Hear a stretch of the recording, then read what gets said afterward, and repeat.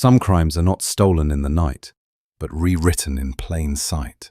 It begins with a vanished treaty draft at the American Embassy in London, where whispers of forgery threaten to shatter peace between nations. Where are you tuning in from, and what time is it? Let me know in the comments. Now, let us draw closer to the firelight of Baker Street and follow Holmes as he unravels a puzzle inked not in blood, but in betrayal. It was upon one of those bleak winter afternoons, when the fog hung low over London and the lamplighters moved as dim ghosts along Baker Street, that I found my companion in a mood peculiarly his own. The fire burned brightly in our sitting room, yet Holmes had neglected its cheer, sitting instead at the window with a pile of American newspapers upon his knee. He was utterly absorbed, his long, nervous fingers turning each page with a patience that bespoke an investigator rather than a casual reader. I had grown accustomed to Holmes's strange habits, but on that day, I confess, the absorption with which he studied the foreign sheets struck me as altogether unusual, and I ventured to remark upon it. "Watson," said he, without lifting his eyes, "observe the curious resonance between scandal and commerce across the Atlantic. A political gentleman ruined by speculation, a banker undone by private vice. Here is a nation attempting to walk upright while entangled in its own shoelaces." I laughed at the grotesque image, but could not disguise my bewilderment. "My dear Holmes," said I, "your sudden devotion to American news is beyond my comprehension. Surely no London patient of mine has been afflicted by Wall Street." He folded one clipping with delicate care and replied only, "The matter may be nearer home than you suppose." Before I could press him further, there came a knock, sharp, urgent, and altogether out of keeping with the stillness of the hour. Holmes glanced at the clock, then at me, his lips twitching in that half-smile which always suggested to me that he anticipated events before they occurred. Mrs. Hudson entered, bearing the card of a gentleman who waited below. "Show him up by all means," began, lowering his voice as though our quiet room might harbour unseen listeners. "I must implore your utmost discretion. What I have to reveal touches upon matters of grave importance, and were it to become public, the consequences would be disastrous." He paused, glancing towards the door as if to assure himself it was secure. "I come not for curiosity, nor for private gain, but because circumstances leave me no alternative." He drew a breath, then added with solemnity, "I am attached to the United States Embassy." Holmes leaned back in his chair, steepling his long fingers with that air of serene confidence which never failed to reassure even the most agitated of visitors. A faint smile played about his lips as he regarded the man. "Pray continue, Mr. Attaché," he said softly. "Your office has already declared itself in every gesture of your person. The embassy coat, the ink-stained cuffs, the anxious haste. Each is a word in the sentence you have carried here today. Our visitor, having removed his gloves with a nervous hand, introduced himself as Mr. Henry Rathbone, an attaché of the United States Embassy. His voice carried the polished accent of a man accustomed to formal chambers, yet it trembled with an anxiety that betrayed the gravity of his errand. "Gentlemen," said he, "I come before you in a matter that may cost me both my career and my honor. A theft has taken place within the walls of our embassy. No ordinary theft, but one which, if not swiftly corrected, threatens to shake the very pillars of confidence between two great nations." His eyes shifted uneasily from Holmes to myself and back again, as though searching for assurance that we would not dismiss his tale as melodrama. I noted the faint pallor in his cheeks and the weariness that clung to him like a shadow. Holmes regarded him with that calm, penetrating gaze which has unsettled so many, and for a moment the attaché faltered, as though already half interrogated by Rathbone. After a pause to collect himself, pressed on with his disclosure. "The object of the theft," he said, "is a draft treaty, still in negotiation between the governments of Britain and the United States. It concerns certain commercial privileges, the adjustment of tariffs, and matters of trade that, though dry upon the page, are of the utmost delicacy in their consequence. His voice grew lower as he spoke, and I could sense the weight pressing upon him. Should this draft fall into the wrong hands, it might be distorted, even altered, and thus published to the detriment of both governments. Already, rumours whisper in the corridors of Westminster, and I fear that discovery may break upon us before I can clear myself of suspicion. He clasped his gloved hands tightly together, as though by physical force he might steady his spirit. It has disappeared from the ambassador's study, though none but a handful of us had access. Gentlemen, you see at once the peril in which I stand. Here the attaché's voice trembled more perceptibly, and he leaned forward as though compelled to confide his deepest dread. Of those who possess the means of entry, I am myself one. The key to that chamber is held by no more than 4 persons, and already I perceive the glance of doubt directed toward me. Should suspicion harden into accusation, my career is ruined, my reputation blackened, and my country's confidence forever lost. He passed a hand across his brow, upon which stood beads of moisture, despite the coolness of the day. I could not but pity him, for he seemed a man entangled in a net of circumstance. Holmes, however, remained unmoved, his face as serene as though he were listening to a recitation of botanical facts. Only the faint gleam in his eyes betrayed that the matter, far from wearying him, had already kindled the fires of his intellect. It was at this juncture that Holmes, who had hitherto sat silent, leaned forward with the sudden precision of Holmes, as though in the presence of some uncanny power. Then, as the deductions settled upon him as undeniable truths, his agitation subsided into a kind of relief. "Mr. Holmes," said he, "if you can perceive so much from so little, then perhaps you may also rescue me from this abyss of suspicion." His voice, though still tremulous, carried a note of renewed courage. Holmes inclined his head, the ghost of a smile passing his lips. "Your predicament, Mr. Rathbone, is indeed grave," he replied, "yet not beyond repair. What is obscure to you may, with patience, yield its light to us." At these words, I saw a flicker of hope dawn in the man's weary eyes. His clasped hands loosened, and for the first time since entering, he seemed capable of drawing a full breath without dread pressing heavily upon his breast. Having thus steadied himself, the attaché proceeded to outline the field of suspicion. "There are 3, said he, "upon whom my mind must dwell, though each presents difficulties.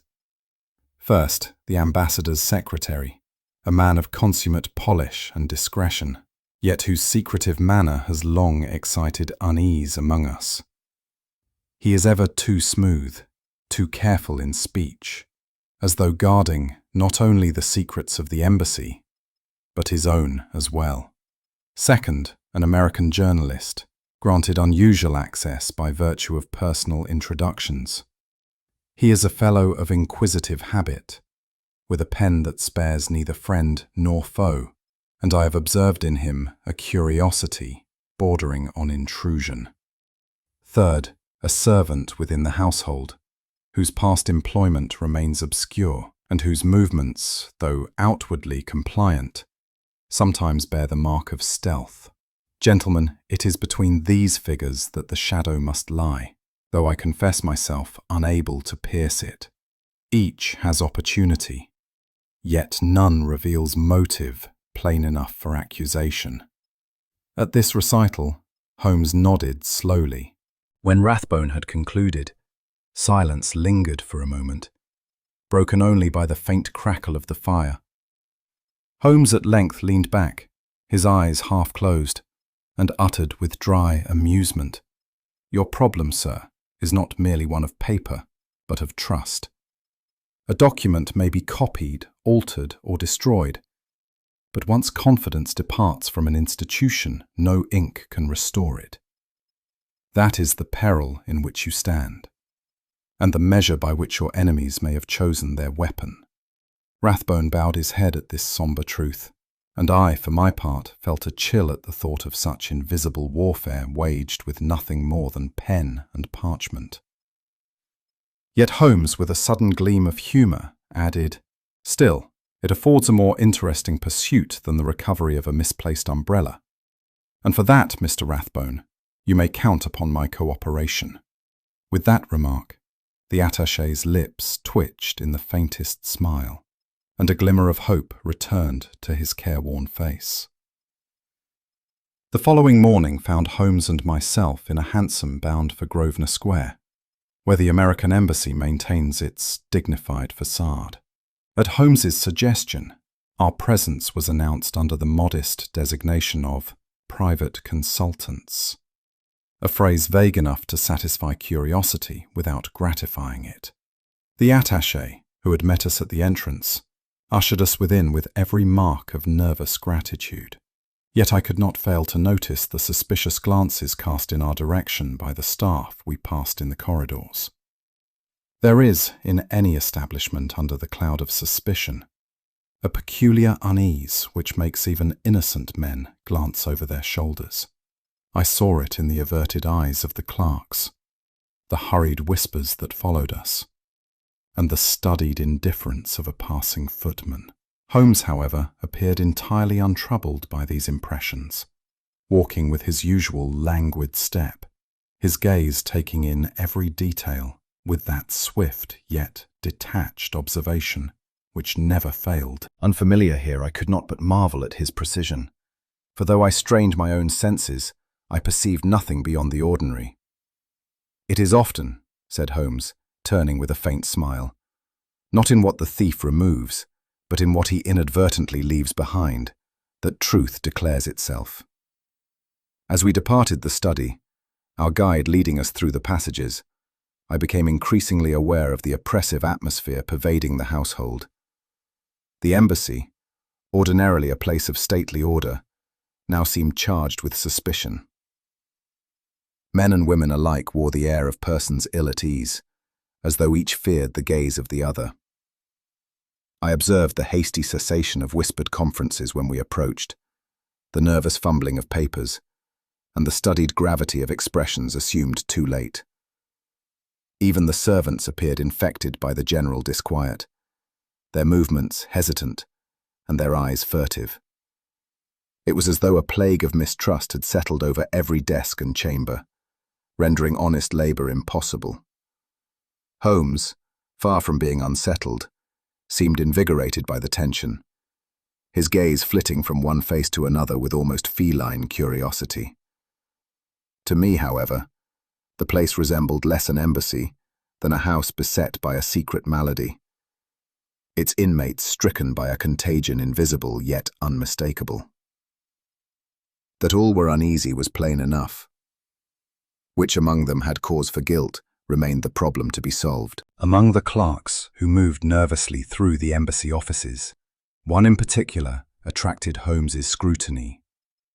The young fellow, intent upon his ledger, betrayed such agitation that even my untrained eye remarked it. His fingers trembled as he guided the pen, smudging the ink so that the page was blotched with irregular stains. Holmes paused behind him for no more than an instant, yet in that instant gathered enough for a judgment. "Our friend," he whispered to me as we moved on, "has lately been too familiar with the gaming tables. Note the nervous flutter of the hand, the uneven pressure of the pen, and the ink blots that betray both haste and distraction. No clerk so careless would long retain his post unless anxiety pressed upon him from other quarters." The young man, overhearing nothing, continued his labours in misery, unconscious that his secret vice stood revealed to the world's keenest observer. I marvelled at Holmes's ability to deduce from so trifling a sign so grave a truth, and though the revelation bore little on the case at hand, it demonstrated once again his uncanny gift of observation. We were next conducted to the secretary's office, a chamber lined with files and fitted with the implements of modern bureaucracy. Here, Holmes's gaze fixed not upon the orderly stacks of documents, but upon the machine that squatted in the corner. A typewriter, its ribbon worn thin by use. He approached it with a deliberation that made the secretary shift uneasily in his chair. "A curious device, Watson," said Holmes, his hand passing lightly over the keys. "Every ribbon bears the memory of what has been written. Faint traces impressed upon its surface, long after the letters are struck." His eyes gleamed as he examined it closely. "Our secretary may take the utmost pains to appear discreet, but machines, unlike men, have no discretion." I could see by the tightening of the secretary's jaw that the scrutiny was unwelcome. Yet, Holmes offered no further explanation, merely straightened himself with an admiration for British order, yet his tone carried a mocking undercurrent.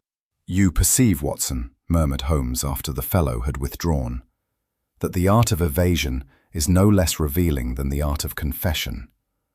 The more a man strives to appear unconnected, the more firmly he binds himself in the chain of suspicion." I could not deny the truth of it, though I remained uncertain whether the journalist's cunning concealed guilt, or merely the restless vanity of his profession. As we resumed our passage through the embassy's chambers, Holmes fell into a contemplative silence, broken only by the echo of our steps upon the polished floor. At length he spoke, his voice low and measured. "Watson, it is not the document's absence that intrigues me, but the silence it has left behind. A missing paper cries out for discovery, yet here the absence is treated with too great restraint.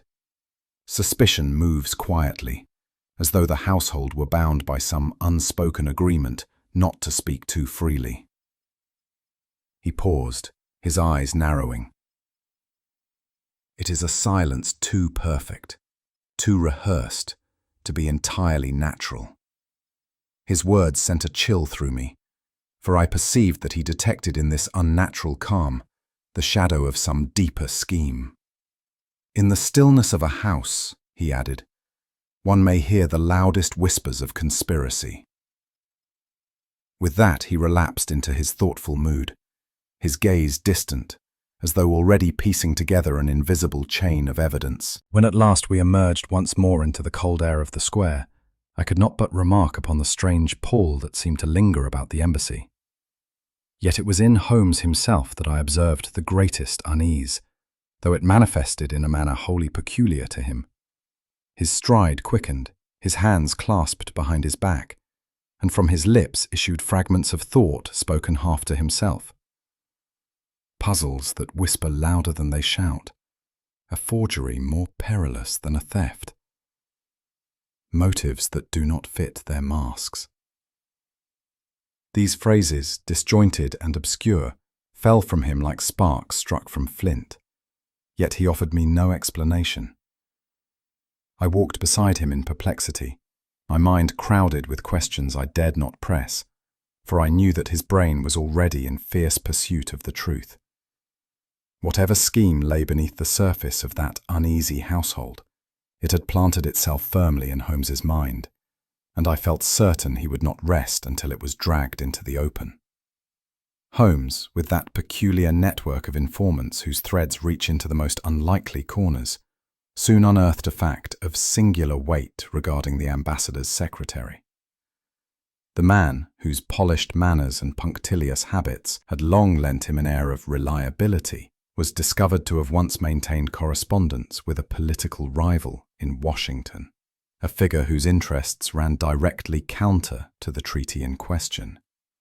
This intelligence Holmes shared with me one evening as we returned from our inquiries, his voice as calm as though he were reciting the results of a botanical experiment. "It is not the existence of such correspondence that alarms me, Watson," said he, "but the secrecy in which it has been conducted.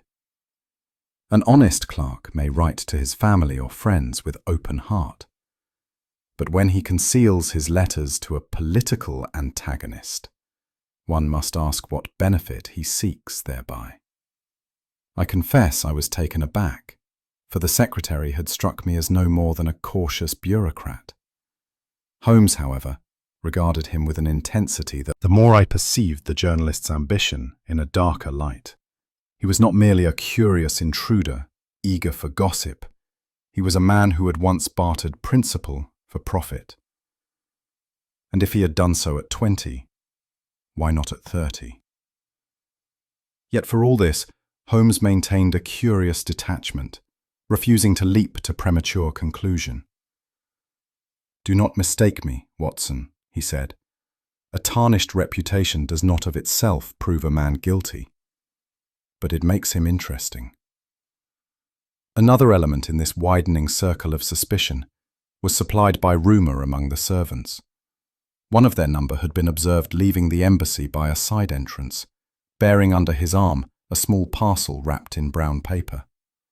The incident, reported with much excitement, seemed at first of great significance. Yet when Holmes inquired further, the details proved exasperatingly vague. The witnesses disagreed as to the hour, the size of the package, and even the identity of the servant in question. One described him as tall, another as short. One swore the parcel was heavy, another that it could be lifted with ease. Holmes listened to these conflicting accounts with an expression of cool amusement. The unreliability of human testimony, Watson, is the strongest argument for the practice of deduction. 10 men may swear to a shadow, yet the shadow remains intangible. Until we possess the thing itself, we must treat their words with caution. Still, I could not help but feel that somewhere in this uncertain tale there lurked a trace of truth, though obscured by exaggeration. Holmes, for his part, appeared neither convinced nor dismissive, but stored the story away as one more piece upon his invisible chessboard. It was later that same evening, as Holmes bent once more over the mass of documents afforded him, that he astonished me with a revelation. Drawing my attention to a sheet of blotting paper upon which the ambassador had lately signed several drafts, he bade me examine it closely. I saw nothing but the usual smudges and faint impressions, and said so. "Look again, Watson," said Holmes, holding the paper to the lamplight. "Do you not perceive the faintest irregularity? Lines once present, now erased." Strain as I might, I could discern only the vaguest impressions. Holmes, however, traced them with his delicate forefinger. "Here is the telltale sign," he continued, "of a hand that sought to alter without leaving trace. Ink may vanish beneath careful erasure, but pressure marks endure. The pen betrays even when the ink is gone. A thrill passed through me as the truth dawned. The paper bore ghostly words invisible to the untrained eye, evidence not of a stolen draft, but of a forged one." Holmes's lips curved in quiet triumph. "We pursue not theft but substitution," he said. "A far more subtle crime, Watson, and therefore infinitely more dangerous." With that, he fell silent, leaving me filled with both awe and unease. Holmes's restless movements about our chambers betrayed the intensity of his thoughts. At last he turned to me with that sudden decisiveness which always heralded an important conclusion. "Watson," said he, I am convinced that we have been following the wrong scent." The treaty was never stolen at all. I stared at him in astonishment, for such a notion seemed to overturn the very foundation of the case. "Not stolen," I repeated. "Then where is it?" Holmes tapped the table with his long finger. "Where it has always been, yet not as it once was. The true crime is not of disappearance but of alteration. Our culprit has replaced the original draft with a forgery so cunning that, to the untrained eye, it passes for the genuine article." He held up the blotting, and with the journalist on another. No name could be fixed upon him, yet whispers linked him to certain European financiers whose interest would be served by the alteration of the treaty. Holmes relayed this information to me with the air of one who adds the final piece to a puzzle. "Do you not perceive, Watson," he said, "that such a courier would be the perfect intermediary? He has no official tie to the embassy, yet he may bear away altered drafts, smuggle in forgeries, or carry intelligence across borders, all beneath the cloak of obscurity. I shuddered at the thought of such silent agents moving unseen through London, striking blows not with dagger or pistol, but with paper and ink. "It is diplomacy at its most malignant," I remarked. Holmes gave a dry chuckle. "Or, if you prefer, commerce at its most creative. Nations, like gamblers, have their card sharpers." Throughout these revelations, I found myself increasingly impatient for Holmes to lay bare the entirety of his reasoning. Yet he remained as close and impenetrable as a locked cabinet. He would hint at motives, suggest connections, then fall abruptly into silence, leaving me to wrestle with half-formed conclusions. "Holmes," I protested at last, "you have surely discerned the culprit. Why not tell me plainly?" He regarded me with that faint amusement which always accompanied my outbursts. "Because, Watson, knowledge is most dangerous when incomplete. Were I to share all before the moment is ripe, even you might betray by word or glance that which must remain hidden. No, patience is our greatest ally." Though his tone was kind, I felt my curiosity burning hotter than ever. He shared only fragments: that the forgery bore traces of 2 hands, not 1, that the secretary's discreet habits were less concealment than collusion, and that the journalist's reputation was a weapon ready to be used. But beyond these morsels, he revealed nothing, and I was left with the sense of standing before a locked door. That evening, as dusk settled over Baker Street, Holmes sat in his armchair, his eyes gleaming with an energy that belied his outward calm. He smoked in silence for some time, then remarked casually, "Watson, I believe the hour has come for an old acquaintance to reappear." I looked at him blankly. "You mean?" He smiled faintly. "Yes, one of my many identities. A dull clerk, perhaps, or a shabby correspondent. Something invisible enough to pass through doors that would close upon Sherlock Holmes." My heart stirred with unease, for I had seen before how completely he could lose himself in such transformations. "Holmes," I said, "is it truly necessary?" His reply was swift and certain. When one deals with men who counterfeit nations' fates, one must be prepared to counterfeit oneself. He rose, stretching his long limbs. "Rest easy, my dear fellow. By tomorrow night the net will be spread, and we shall see which fish thrash within it." With that enigmatic assurance, he returned to his chair, leaving me both unsettled and filled with the keenest anticipation. For when Holmes donned a disguise, events were certain to follow of the most dramatic kind. Holmes, once resolved upon action, moved with a precision that never failed to astonish me.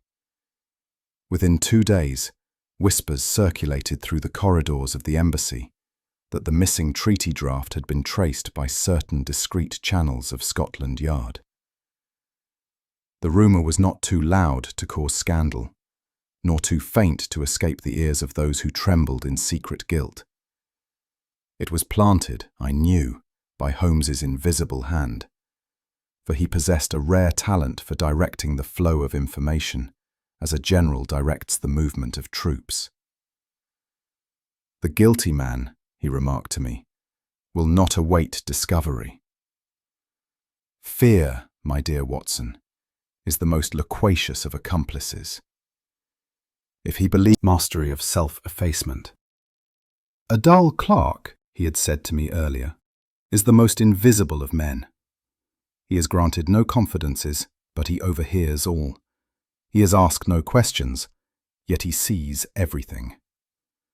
Indeed, as I watched from across the hall, I observed how easily he passed unregarded between groups of talkers, pausing now and then with a shy nod, or scribbling a note as though engaged upon some monotonous duty. And while others basked in the ambassador's speeches or the orchestra's music, Holmes was at work, registering every furtive glance, every half-whispered exchange, and every movement toward the chamber where the forged draft was kept. To the guests, he was a cipher. To me, he was a shadow poised to spring. As for myself, Holmes had wisely cast me in the role of visible companion. I was to remain in plain view, exchanging polite words with such dignitaries as pressed upon me, while Holmes, cloaked in anonymity, pursued his subtler design. The reception glittered with jewels and uniforms, yet beneath the brilliance there ran an undercurrent of tension, as though each guest feared that tonight might produce some revelation best left hidden. I confess I felt the strain of my position keenly. My eyes sought Holmes continually, yet he moved with such unobtrusive skill that I often lost sight of him. Meanwhile, I was drawn into conversation with a senator from Boston, a French attaché, and even the ambassador himself, all of whom spoke with elaborate geniality, while their eyes darted toward the chamber where the treaty drafts lay. I had the uncomfortable sense of being a pawn upon a chessboard whose game I did not understand. My role was to distract, to observe, and to await Holmes's signal. Yet no signal came. My heart beat faster with every passing moment, until I began to fear that the rumour Holmes had sown would bear no fruit. But even as doubt grew within me, I saw a sudden stir in one corner of the hall. A familiar figure, pale and restless, was making his move. It was the secretary, smooth of manner by habit, but on this night betraying signs of inward turmoil. His eyes shifted ceaselessly, his hand fumbled at his cravat, and more than once he glanced toward the chamber where the draft reposed. At last, believing himself unobserved, he slipped quietly from the crowd and moved in that direction with a haste poorly concealed beneath a mask of composure. I followed at a discreet distance, my pulse quickening. From the corner of my eye I saw Holmes, still in his clerkly guise, break off his aimless scribbling and drift like a wraith after the man. The secretary entered the chamber and closed the door softly behind him. There was a tense pause, broken only by the strains of music from the hall. Then Holmes's hand closed firmly upon my arm. "Patience, Watson," he murmured.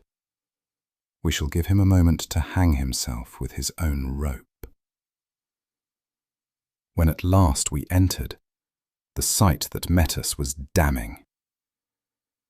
The secretary was bent over the ambassador's desk, the forged draft in his grasp, his eyes wide with startled guilt. He stammered some excuse about securing the document for safety, but Holmes's expression left no doubt of the verdict. "The fish has risen," he whispered, his eyes alight with cold satisfaction. No sooner had we surprised the secretary in his act than he recovered some measure of composure, his ready tongue seeking to divert the storm from himself. "Gentlemen," he cried, "you misjudge me. I came only to protect the document from another's grasp. The journalist, yes, that meddling fellow, he alone has motive. Did he not contrive every opportunity to pry into affairs which concern him not? He sought admission to this chamber under pretexts most—" Sherlock Holmes, his keen gaze fixed upon the guilty pair. A murmur swept through the company, for the revelation was as dramatic as it was unexpected. "Enough," said he, in tones that cut through the tumult. "Spare us your squabbles. You, secretary, and you, sir journalist, are but two sides of the same counterfeit coin. One supplied the access, the other the audacity. Together you contrived to alter a nation's future with the stroke of a pen. Did you think your partnership invisible? On the contrary, it reeked of collusion from the first." At this, both men stood dumbstruck, their mouths open, but no denial springing forth. Holmes's dry humour then made itself felt. "You might have succeeded," he added, "had you chosen accomplices less talkative. But two guilty men, when cornered, will always quarrel like cats in a sack, and so reveal the truth." The laughter that followed was grim, yet it silenced further protest. For all present now felt the weight of Holmes's certainty. But guilt, once unmasked, seldom surrenders without a final struggle.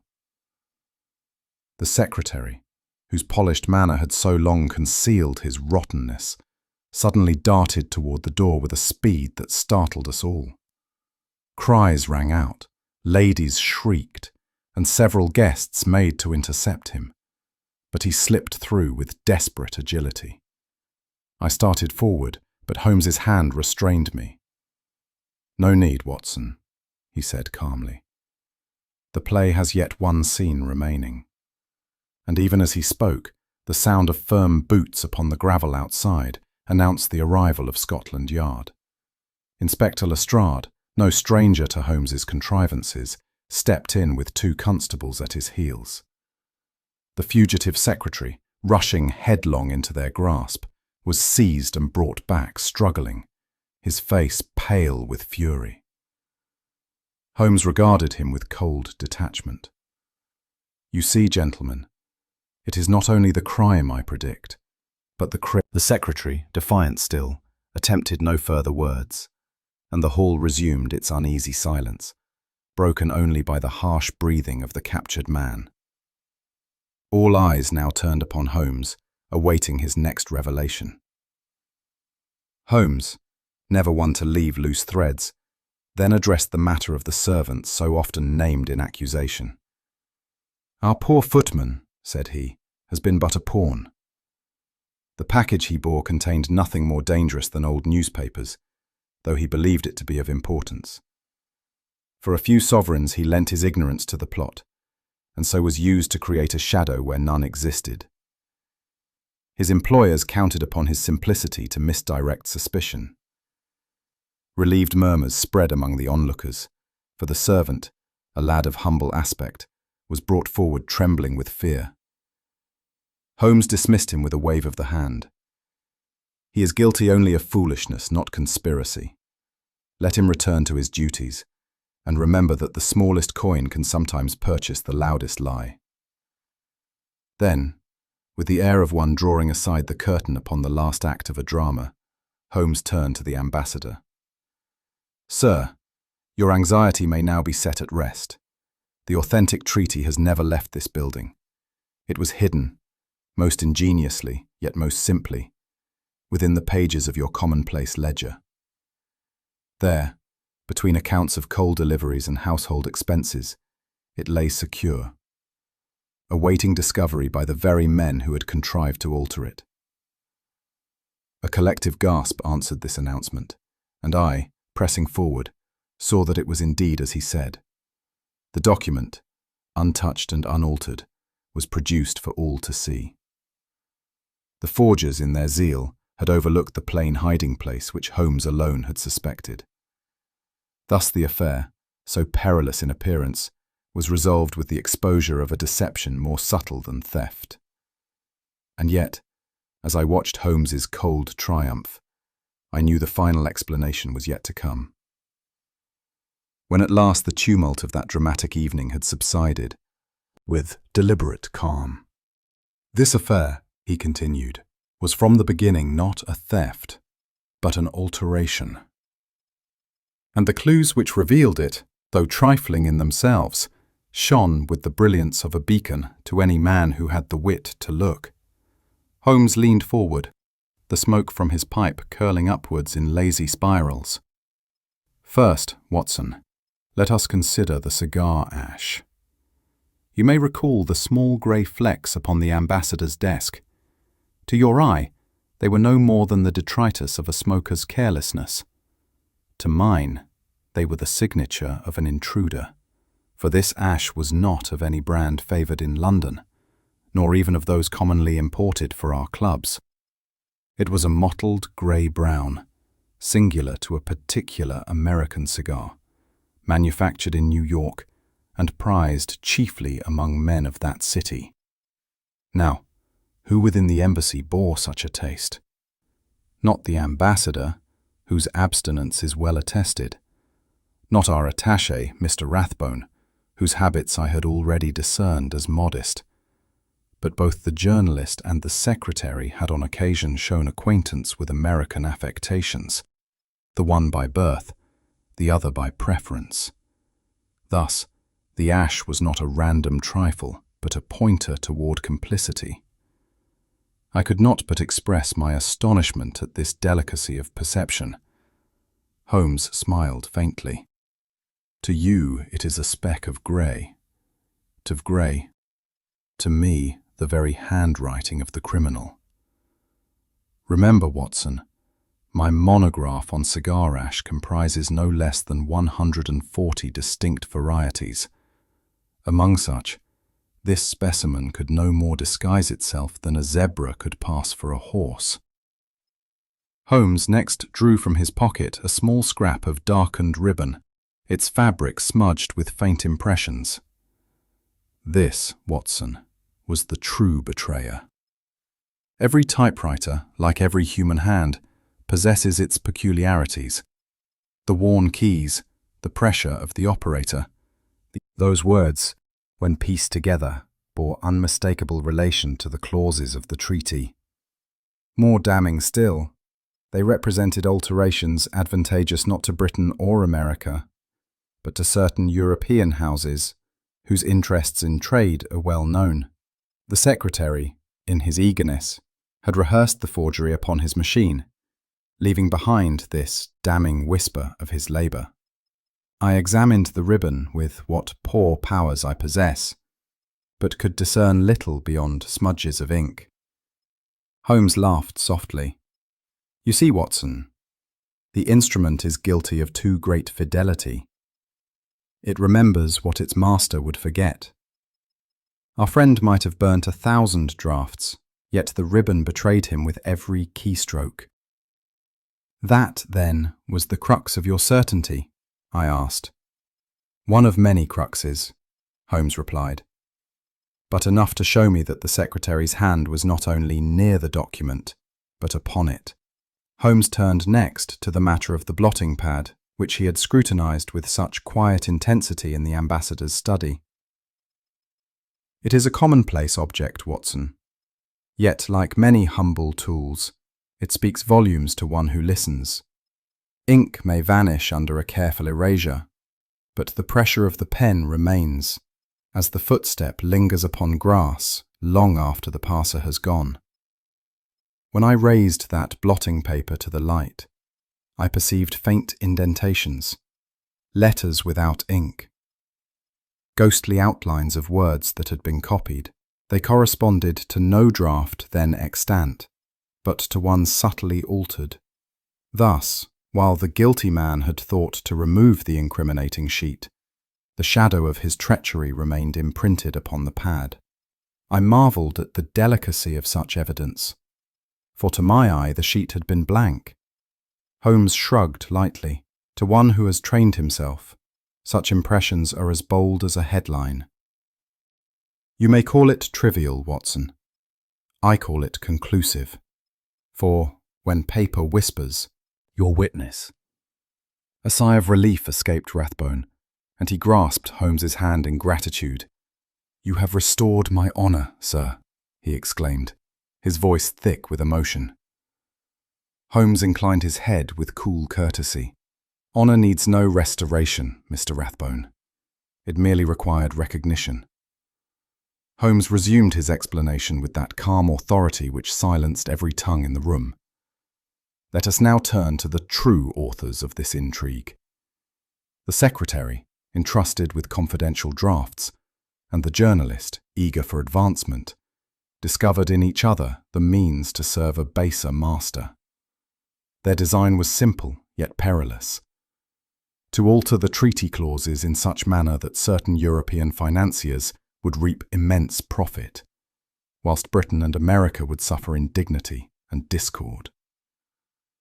I confess that at this revelation, a murmur passed through me as strong as the gasp of the assembly. Holmes went on, relentless in his recital. The secretary supplied access, the journalist the audacity of invention. Together they forged a document so cunningly contrived that, had it passed without scrutiny, its clauses would have shaken the markets of 2 continents. For their reward, they were promised wealth beyond their modest stations. Greed and ambition bound them in a compact of treachery.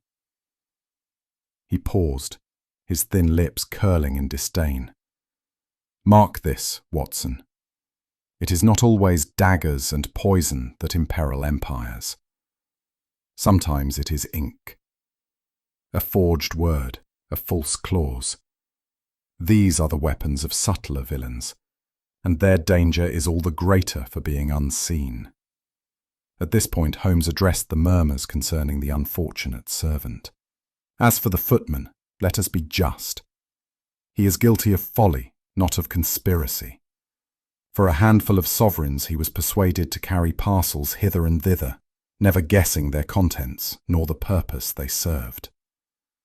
His part was to provide a shadow of guilt. The poor fellow, brought forward trembling, stammered his gratitude at this reprieve. Holmes regarded him with cool detachment. Remember, my man, you have been made a pawn in a dangerous game. Let this be a lesson that even the smallest service, when misused, may bear consequences far beyond your imagining.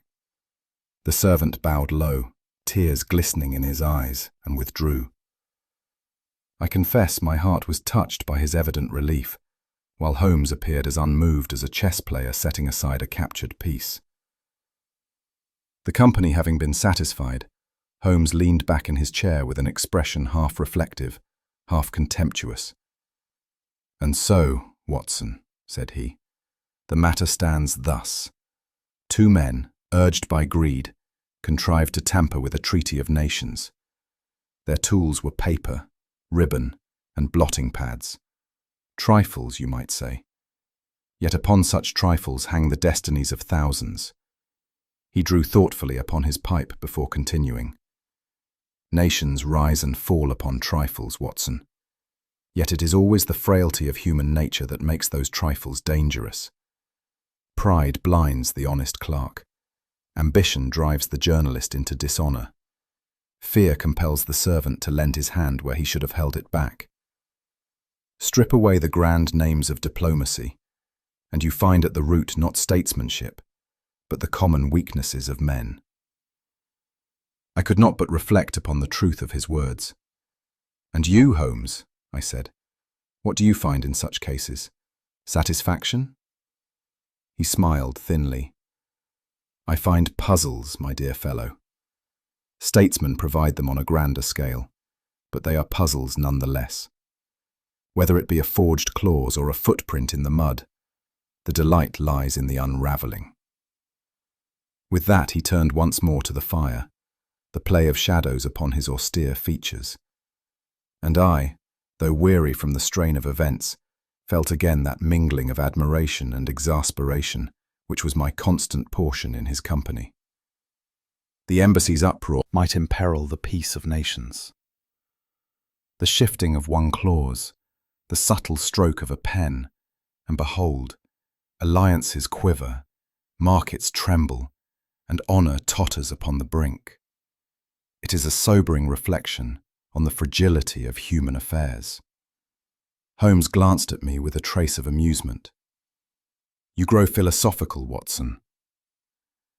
It is not the paper that endangers peace, but the passions of men. Pride, greed, and fear are the true conspirators. The document is but their excuse." Yet my uneasiness lingered. I had seen too clearly how near calamity had crept. The memory of Rathbone's stricken face, the secretary's duplicity, and the journalist's ambition haunted me long after the embassy's lights had faded into the London night. Holmes drew thoughtfully upon his pipe, the faintest smile playing about his lips. "My dear Watson," said he, "you speak as though diplomacy were a sacred edifice. To me it is but a chessboard, with statesmen as pieces and treaties as moves. A misplaced pawn, a miscalculated knight, and the whole game topples.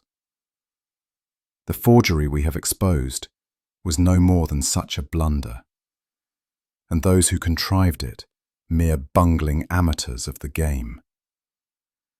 He exhaled a cloud of smoke, watching it curl toward the ceiling. "Do not suppose I attach undue gravity to these maneuvers.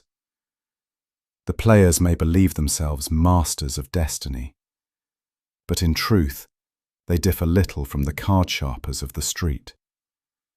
The puzzle lies in detecting the sleight of hand, and that alone is what interests me." His words stirred a question within me, and I voiced it without hesitation. "Holmes, forgive my persistence, but I have often wondered, do you in truth enjoy these entanglements with statesmen and their endless intrigues? Or is it simply that you are drawn to them by necessity, as a moth to the candle?" I leaned forward, awaiting his reply, for I sensed beneath his calm exterior a philosophy which he seldom shared, save when pressed in moments such as these. Holmes chuckled softly, knocking the ash from his pipe before filling it anew. "My dear Watson," said he, "I enjoy puzzles.